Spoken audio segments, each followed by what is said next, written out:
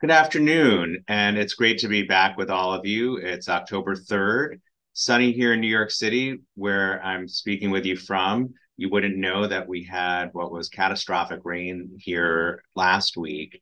It is bright and really looks like an extended piece of summer here in Midtown. We have a full program today, and so I look forward to walking you through the agenda. Thank you, Kathy, for advancing the slide.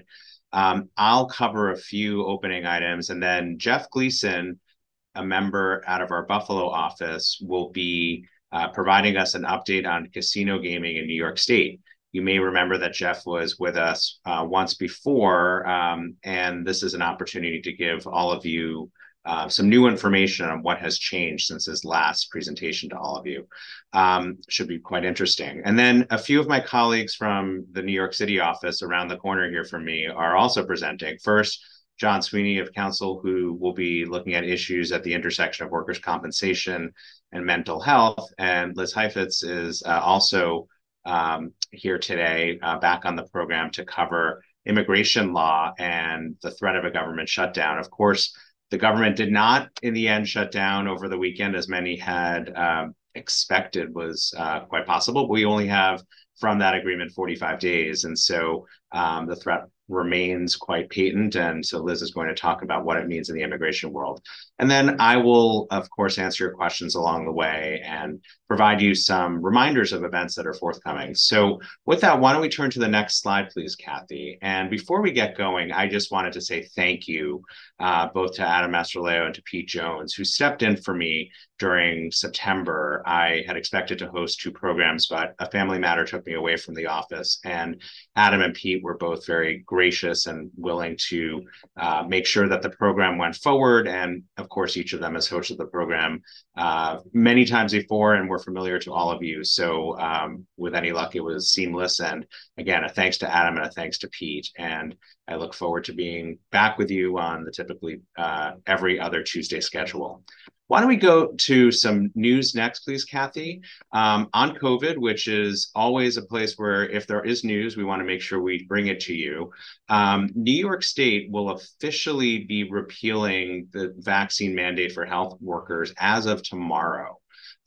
We got this word back on about September 18th that the Department of Health submitted a notice of adoption to repeal the relating emergency regulation. And you may remember, and this was, of course, the subject of many conversations here on the webinar, it required covered healthcare employers, and that's a term of art, to ensure personnel were fully vaccinated against COVID-19. The definition of fully vaccinated, of course, was a subject of much discussion. All of that, though, is in the rear view now, because while COVID, of course, still is with us, we are living in a more endemic phase of it, and the requirements are no longer in place as they had been previously. We know, of course, that we're seeing rollouts in the various sectors of the vaccines for this fall, whether Moderna, Pfizer, and the like. And so we'll keep tabs on all of that for all of you, but we wanted to make sure that you had this important news at the outset of today's program. And with that, let me shift to my introduction of our first speaker. Jeff, as I mentioned, is a member in our Buffalo office and who focuses on gaming and hospitality, among other business interests. He has an interesting career that has taken him in and around the gaming field, among other stops. And he has been, an important voice on this program with regard to what the changes in the reach and breadth of casinos in New York State means for all of you, and with some significant changes since, again, Jeff last had a chance to speak with all of you. We thought it would be a great time to have Jeff back on the program. So Jeff, welcome. The floor is yours, and I look forward to learning along with the audience. Thank you, Gabe. Hello, everybody. So as Gabe mentioned, I've been on the program before. Last time we talked about the rollout of sports betting, and more importantly, mobile sports betting in New York. We touched a little bit on casino gaming, but this time we're going to devote our entire time to providing an update on casino gaming and the status of the potential licensees for some new casinos in New York State. But first things first, as you see on the screen, it is October 3rd, and I'd like to, anybody who celebrates Mean Girls Day mark this day. If you go to the next slide, Kathy, it's also an important day because it's also the birthday of the New York State Gaming Facility Location Board. If you'll recall, like I said last time, we touched on the fact that in the 2023 budget bill, New York State accelerated the timeline for the issuance of the 3 downstate casino licenses that were originally authorized in the 2013 referendum, providing for commercial casino gaming in New York State, but had held back the 3 licenses which were designated for downstate areas. And in this context, downstate means the counties of Putnam, Rockland, Westchester, Bronx, New York, Richmond, Kings, Queens, Nassau, and Suffolk, as you see there on the screen. So after the 2023 budget bill was passed in April of that year, the Gaming Commission got together. They interviewed some people, and they appointed a 3-member panel to the Gaming Facility Location Board on October 3rd of last year. Kathy, next slide. After the board was appointed, one of the things that the Gaming Facility Location Board was to do was to put forth a request for applications. They got off to what we thought was going to be a start that stuck to a schedule. They issued the request for applications on January 3rd of this year. And required potential applicants to submit questions concerning that RFA by February 3rd. And then that's where we got kind of what was typically, considered a false start. The Gaming Facility Location Board received those questions in a timely manner, but did not provide responses to those first round of questions until August 30th. So 203 days in between the questions being received and the responses being issued by the GFLB. This is definitely not fetch in Mean Girls terminology. This has been, the delay in issuing the responses, and the quality of those responses has been widely derided in the industry. A lot of the questions, or a lot of the responses rather, address things like clerical formatting, applicable time zones for the provision of certain documents, and as Newsday has called it, simplistic and incomplete responses on trivial topics like how much detail applicants should include in their submissions. Kathy, if you'll go to the next slide. So what do we know? They did provide responses to 613 questions. And some of those did have some meat behind them. We'll go through a couple of them here. First off, licensing fees and taxes. So the Gaming Commission had established in the request for applications minimum amounts for the license fees, which is $500 million for each of the 3 licenses, as well as tax rates that the potential applicants and operators would pay once those casinos were operational. Those minimum tax rates were 25% for slot revenue and 10% for all other gross gaming revenue. But in the responses to the first round of questions, the Gaming Facility Location Board did indicate that applicants may propose a higher license fee and or tax rate. Now, you may recall that this is an approach that the Gaming Commission took in response to the introduction of mobile sports betting in New York. Each potential applicant had to propose a tax rate, sharing the revenue from mobile sports betting with the state of New York, which wound up at 51% for New York and 49% for the operator.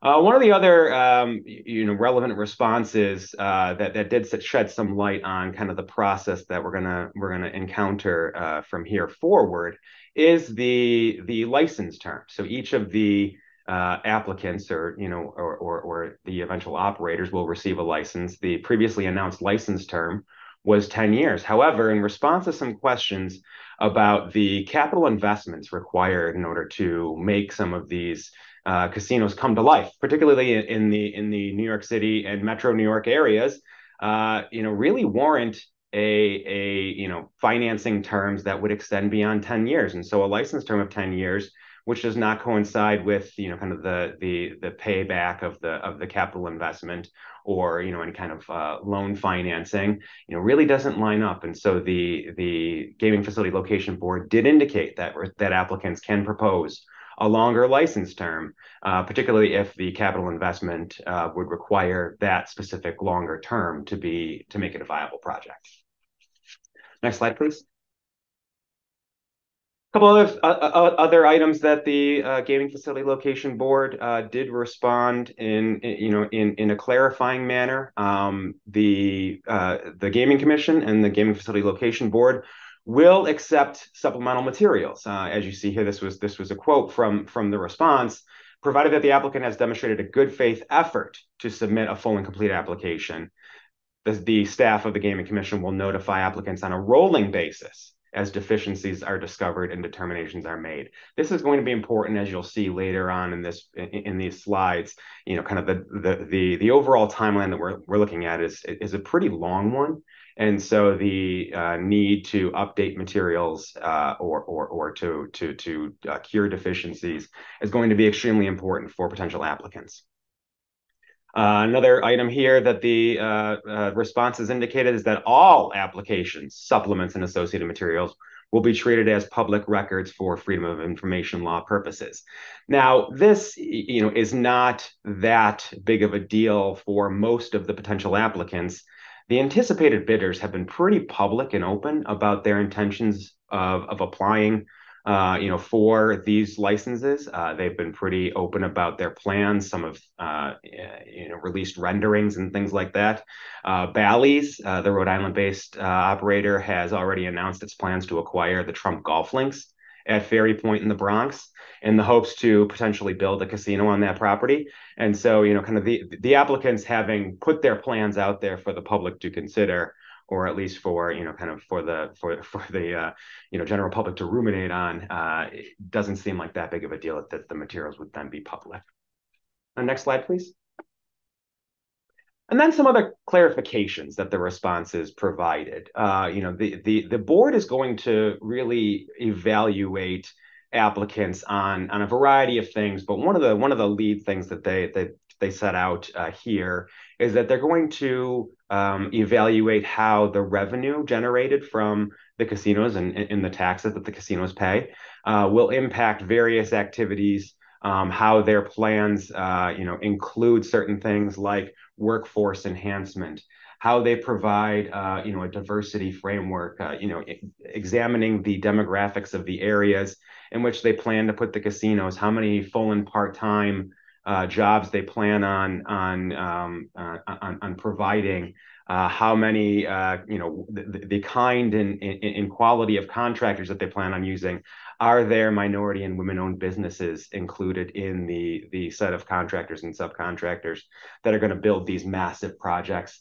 And kind of just as a note, if for anybody familiar with New York City hospitality industry, the Hotel Trades Council, what was formerly the Hotel Trades Council, is now the Hotel and Gaming Trades Council. They will have a seat at this table. They are a very impactful union, and will be involved in providing some feedback for the Gaming Commission in some of these elements here. Next slide, please. So really, there are a lot of things that are unknown still about the process going forward. As I indicated earlier, the responses, there were 613 of them, but a lot of them really, address kind of clerical items, things that were not truly impactful for the potential applicants. So there's still a lot that needs to be sorted out and communicated to applicants in order for this process to really move forward. And one of those things is this idea of who is going to have a seat at the table for actually determining whether an applicant can advance to the potential issuance of a casino license.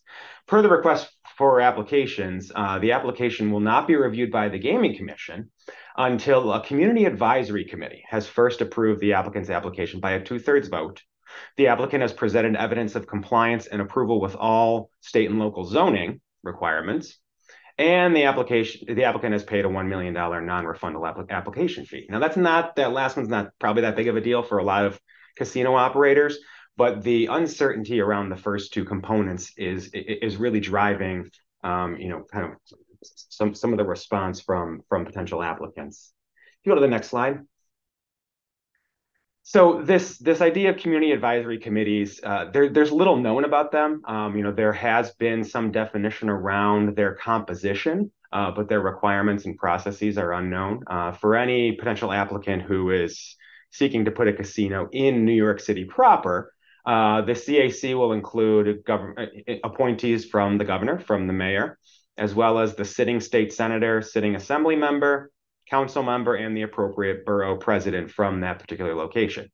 Outside of New York City, the CAC will include, again, the governor's appointee, the appointee of the appropriate county executive, sitting state senator, assembly member, and the municipality's highest elected official. For a village, for instance, this will be the village mayor and the town supervisor. Next slide, please.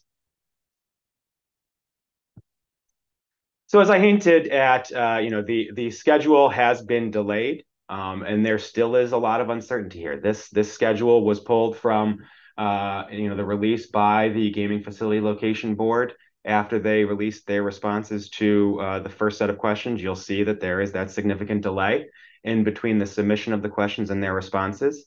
However, there is a second set of questions due this week, and the applicants are probably scrambling to submit those. But the board's responses to that are still to be announced. You'll see a lot of to be announced here. And note, this is only stage one. There is a stage two that will happen after all of these items are ticked off that will include zoning completion, applicant presentations to the board, board public comment events, and ultimately a selection process that will include the board's determination as to whether the potential applicant has satisfied the seeker or environmental review process required by the state of New York. So, as I said, there has been a lot of commentary from industry participants and from news media that follow these matters, that this is not boding well for a speedy process. Kind of at the outset of the Gaming Facility Location Board's existence last year, a lot of folks in the industry and in the regulatory space thought that there were or made implications that licenses wouldn't be issued until next year. However, as you see from this schedule, and again, noting that there is a stage two to follow, I think, it's almost assured now that next year, having licenses issued next year would be extremely optimistic. And so kind of, what is the limit to this ultimate timeline? Kathy, if you go to the next slide. Again, celebrating Mean Girls Day, the limit does not exist. This process could go on for some time into the future here. Next slide, please. But just as a reminder, this process and this process being drawn out is not exactly bringing new players into the field or even, revealing players along the way. These anticipated applicants here listed on the screen have been known pretty much from the beginning. The first two here, Empire City Casino and Resorts World New York City and Yonkers and Queens, respectively. These are two existing racinos. They are racetracks that have a component of some kind of gaming. You might have one near you where you are, whether you're in Western New York or the Finger Lakes or the Capital District or downstate. Those are all places where racinos currently exist. It has the look and feel of a casino. There are no table games. The machines are run off New York lottery results, but they're not full-fledged casinos. But these two are really expected to get one of two of the three casino licenses ultimately issued from this process. You have proposals for casinos in Hudson Yards near the Javits Center, in Times Square, Coney Island. Steve Cohen, the owner of the Mets, is talking with Hard Rock about putting a casino out near what is Citi Field now. As I mentioned earlier, Bally's has indicated that they would like to put one at the Trump Golf Links. There's even, as you see, a proposal to put a casino above Saks Fifth Avenue. So there's a lot of grandiose proposals out there, or at least ideas. Like I said, some of them have issued renderings of how these things would look. But ultimately this process is going to be a lengthy one.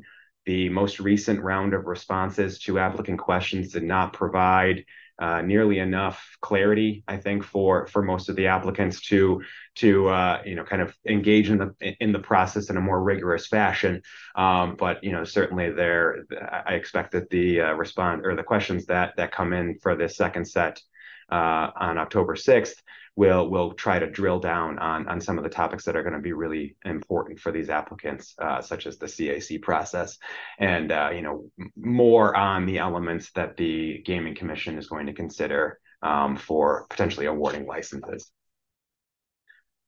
So with that, thank you for your time here. I hope to provide an update when we do get a second set of responses, or perhaps when we're in a period where the Gaming Commission is evaluating applicants, and we get a little bit more excitement around this and a little bit more buzz about where the potential facilities will go. But ultimately, if you have questions, my information is here on this last slide, and I really thank you for your time.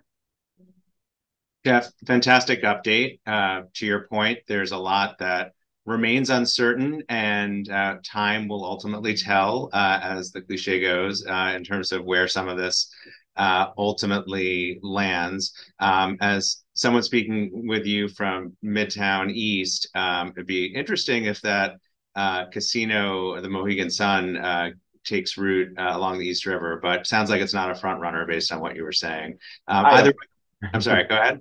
No, I don't think so. I don't think it's one of the front runners. Yes, but either way, we'll be looking forward to hearing from you with a further update. And I thank you again for taking this time. And I'll turn now to our next speaker. So thank you again, Jeff. And now we'll bring John on. John is, as I mentioned, of council. John sits right around the corner from me.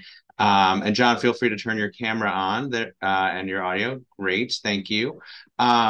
So John has been on the program before, and he's going to talk about a distinct topic.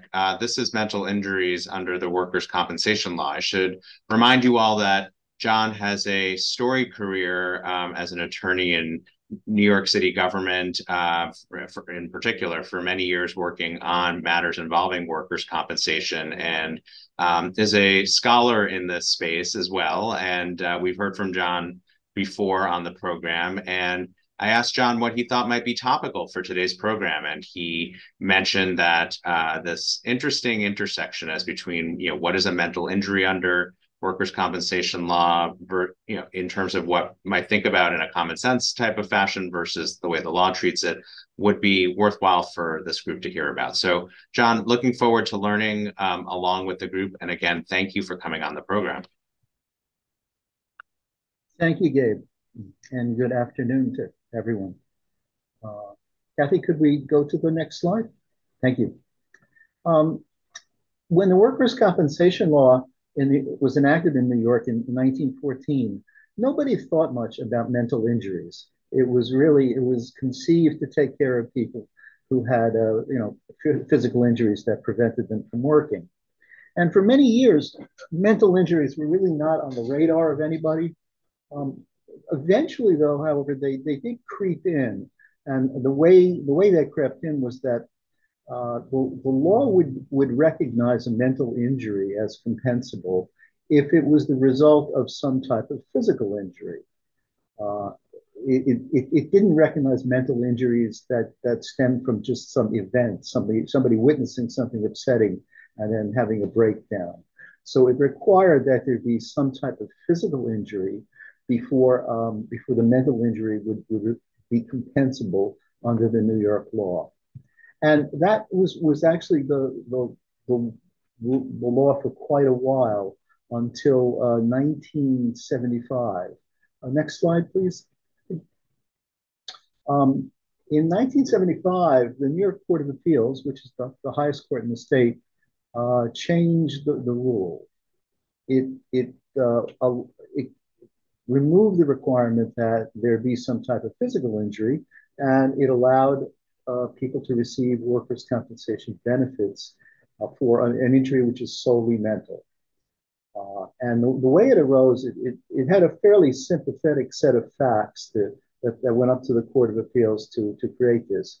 So the story here is that It involves a secretary who worked for a number of years with a boss, and we worked very closely with this person. Did a lot of his work for him, helped him out when he wasn't able to do things himself.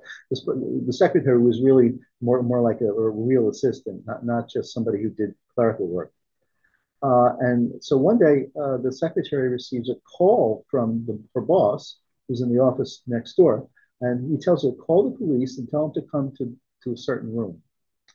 And she does that, not knowing quite what to make of it. But eventually, she goes into his office and she sees that he has just shot himself and he is dead. Now, the secretary, seeing this, has a pretty serious reaction to it. She becomes very upset. She is not, she tries to return to work, but she doesn't. And eventually she's out of work and in and out of hospitals for a lengthy period of time.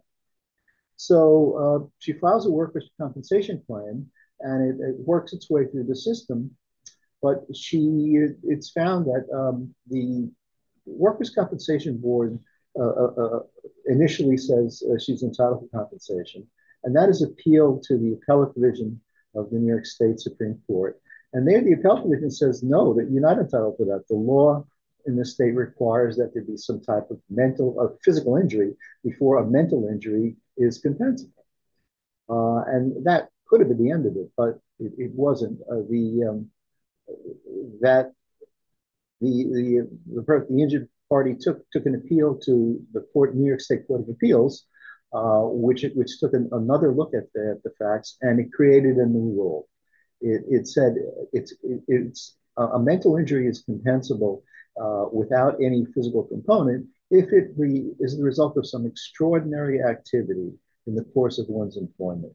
And they considered the witness to a suicide with somebody he worked with closely, first one to discover that he killed himself. That was sufficiently extraordinary enough that it would warrant the entitlement to workers' compensation benefits. Next slide, please. So they created what is the general rule in mental injuries in existence today. The general rule is that in order for a mental injury to be compensable, it has to result from an event or a series of events which are unusually stressful, not the ordinary wear and tear of everyday office work. It has to be something that is out of the ordinary. So, for example, if an employee were to say, I developed an injury because I had too much work, that employee would be required to show that the amount of work they had was greater than the amount of work that other employees similarly situated had. So it's not that easy a burden. It's not enough to say, well, I'm overworked or my boss is mean to me. You need to point to something specific that is extraordinary or unusually stressful in order to receive benefits under the workers' compensation law. Next slide, please, Kathy.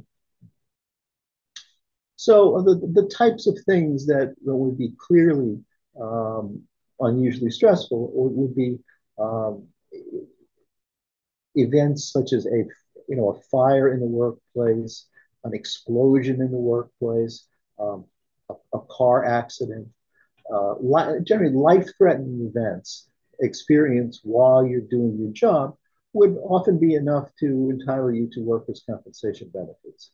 Sometimes just fear of injury alone could be it. If you're threatened by somebody at work, whether it be a coworker or somebody from the outside, if somebody attempts to hurt you or attempts to kill you, that would be sufficient to entitle you to workers' compensation benefits. Even extreme threats or verbal abuse from, say, your supervisor could be enough under certain circumstances. But everyday wear and tear of the workplace would not result in compensability under the workers' compensation law. Now, there are a few exceptions to this. Next slide, please. One of the exceptions to this general rule is for first responders. That is, people such as police officers, firefighters, emergency medical technicians. They do not have to show that the event that caused their injury was extraordinary. Now, if you stop and think about it, it would be very difficult for these people to show that something was extraordinary when every day they're in life and death situations. A firefighter is seeing people who may not survive a fire, who actually don't survive the fire. Emergency medical technicians remove people from their homes, take them to hospitals. Sometimes the person dies en route. So because of that, the legislature changed the law not that long ago, a few years ago, to indicate that first responders do not have to show anything out of the ordinary. They could point to an ordinary death that they observed, and that could be sufficient. Ironically, you don't see a lot of claims for first responders for these kind of injuries because presumably most of the people who do this type of work are able to withstand the very stressful events such as they tend to see every day. There is one other, next slide, please, Kathy. There's another exception, and this is for personnel decisions. Decisions such as work evaluations, disciplinary actions, job transfers, demotions, terminations, the kind of things that happen every day in the workplace. If somebody sustains a mental injury as a result of, say, a poor evaluation or a job transfer or a termination, they would not be entitled to workers' compensation benefits because the statute excludes these type of injuries. This actually takes, most of the time, whether something is qualifies as a mental injury is a medical question. You go to a doctor, a psychiatrist, a psychologist, sometimes a social worker. The question would be, did whatever happened at work result in a mental injury? And it's essentially a medical issue. When it comes to personnel decisions, it's not a medical issue, it's a legal issue. Even assuming somebody does have a mental injury, if it stems from a lawful personnel decision of the types I just mentioned, that injury would not be compensable under the workers' compensation law. So in summary, I think that the general rule that I discussed before is really the rule that applies to probably 95% of the kinds of claims for mental injury that anyone sees. These exceptions for first responders and personnel decisions are limited. But just to reiterate that the general rule is that people who are claiming a mental injury as a result of work will need to show that there was an exceptionally stressful event that is not part of the ordinary activities of daily work that others experienced. So with that, I will conclude. Thank you for your attention. John, really interesting. Thank you for taking the time to share. And I'm sure that members of the audience who may see practical implications to this in their workplaces, they'll reach out to you. Your contact information will be available along with the slides. And thank you again for providing this context on an issue that you've been tracking for many years running. And so let's turn to our final speaker for the afternoon.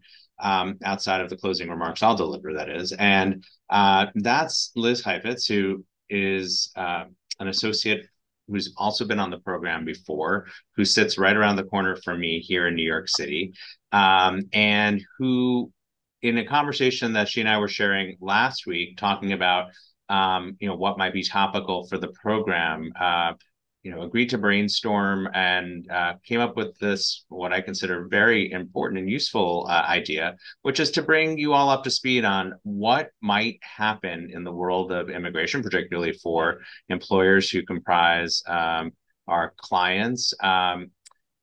If we ultimately do have the government shutdown that was averted, at least in a temporary fashion over the weekend, but we don't necessarily have the kind of certitude that we'll avoid that shutdown for long. So, Liz, what do we all need to know, particularly those who interact with immigration law. I look forward to learning. And once more, Liz, thank you for coming on the program as a repeat guest.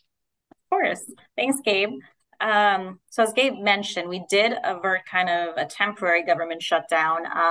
But when this was all still looming, we were discussing amongst ourselves in the immigration community what this could mean for us, and for employers and for clients and for employees. And, there's going to be a domino effect of the disruption that it would cause to certain immigration visas, non-immigrant categories, immigrant categories, and just the immigration program in general. So I just wanted to take a little bit of time to kind of go over what that would look like, trying to be not as technical so everybody can understand, but it would have severe consequences, I would say, and even further along in particular industries that employers operate as well, that could have ramifications. Kathy, can we get to the first slide? Amazing. Okay, so the first kind of department or big red flag that we need to kind of talk about is within the Department of Labor would be the Office of Labor Certification. So this in itself would be the largest kind of disruption to the immigration program. The reason for that is because this program, an office, essentially houses the foundation of most non-immigrant visas and green cards, immigrant processing, so on and so forth. Specifically, the FLAG program is responsible for where we file labor condition applications, which is a prerequisite to filing H's, E3s, a lot of specialty occupation visas, without which we cannot proceed. The PERM system is also supremely critical because that is where we file prevailing wage determinations and also the actual PERM application. To give you a little bit of background, what it is and how it fits into everything. To go through the green card process, 85% of applications are going to go through the PERM labor certification. Most people will be eligible under this system, if eligible at all. And this is a very long and tedious system that essentially exists to show that there are no U.S. workers that are qualified, able, and willing to take the position. With that in mind, it breaks down into 3 stages, and the first one being the filing of prevailing wage determinations, which takes already about 6 months. Then there's a small recruitment period, and then you file the PERM application, which takes about 9 months, notwithstanding any audits. So altogether, on a normal day, this can take, close to 20 months or so. So with this suspension of the program, and this will be suspended mostly because this is deemed a non-essential function, this office, so all work will be suspended. Anything that's currently pending, anything that is about to get adjudicated, everything kind of pauses and everything halts. Where this becomes a problem, from one hand, you could say this just kind of prevents new employees from coming on, which can be an issue in itself, but more to the point, this can cause existing issues for actual employers and current employees because, for instance, in certain visa categories, there is a max out date. So for instance, I'm sure a lot of you might have heard of the H-1B visa specialty occupations. They're allocated for a period of 6 years. In order to continue extending beyond that 6-year mark, your employer needs to file an I-140 immigrant petition on your behalf. In order to do any of those things, you have to file a labor condition application.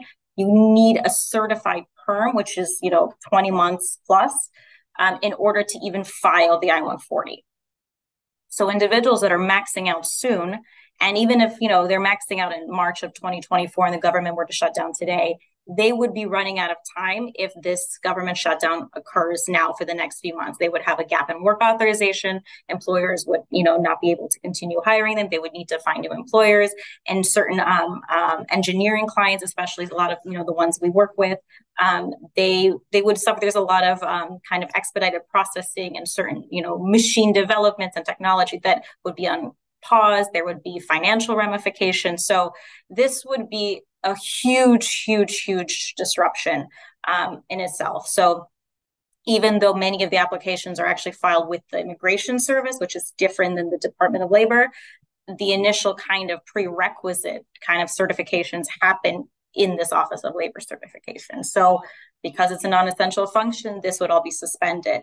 So that's a kind of a huge one. And I would suspect that litigation will ensue after the government would reopen about extensions, about timely filing things, because then applications, even if they're filed right before the government shutdown, but if they're not receipted, people could be in jeopardy of running out of time and not knowing it. And this will just be a wonderful mess that we're going to have to kind of figure out if that were to happen. So that's kind of a big deal one.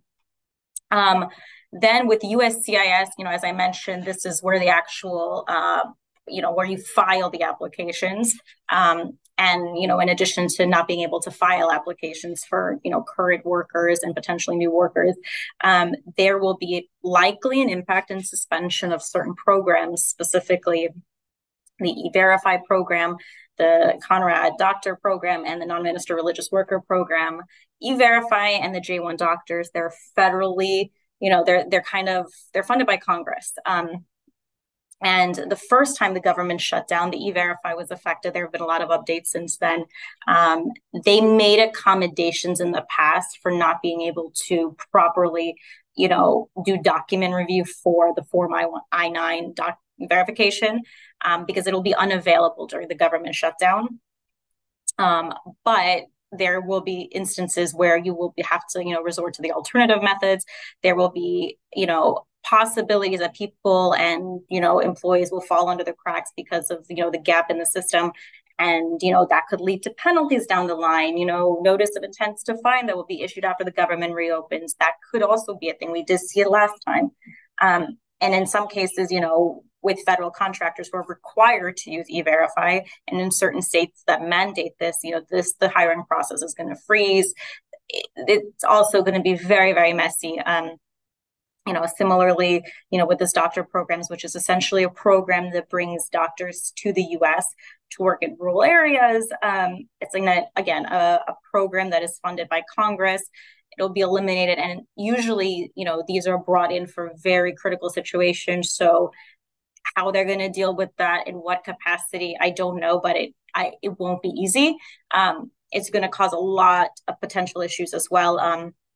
Under this program, also, they allow physicians to kind of waive the home residency requirement that usually accompanies the J1 visa, which essentially has them go back home for 2 years and come back. And by allowing them to kind of waive that requirement, they're here and able to help and assist in critical and dire medical situations. And so that's going to be essentially suspended and in the air. So who knows what will come from that.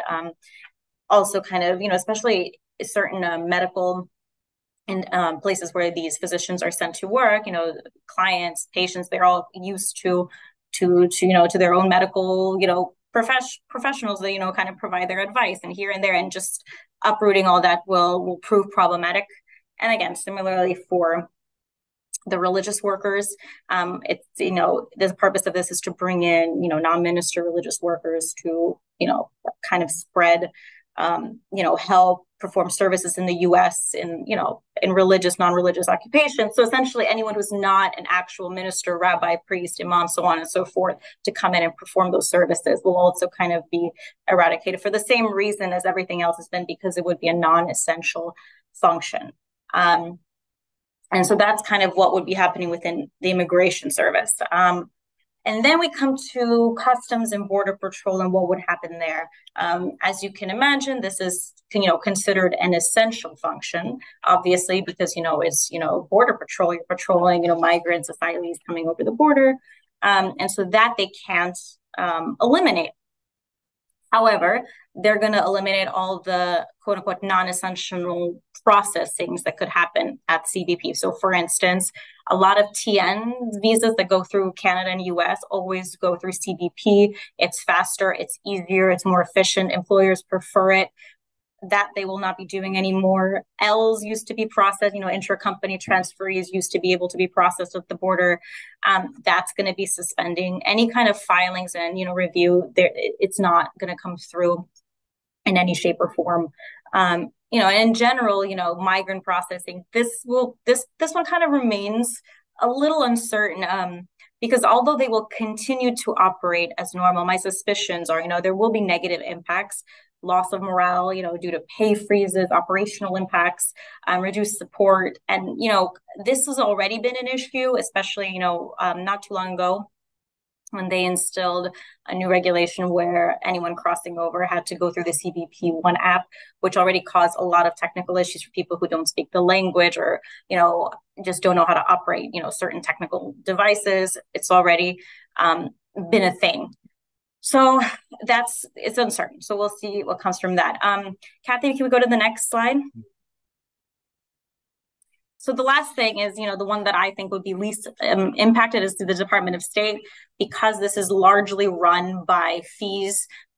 This should remain, again, I say should because we never know, should remain operational during the government shutdown. But again, lack of people applying because they can't get labor certifications to go to the consulate, to be sent to the processing center in their home country, that might lead to, less ability of people to be able to process at the consulate or embassy.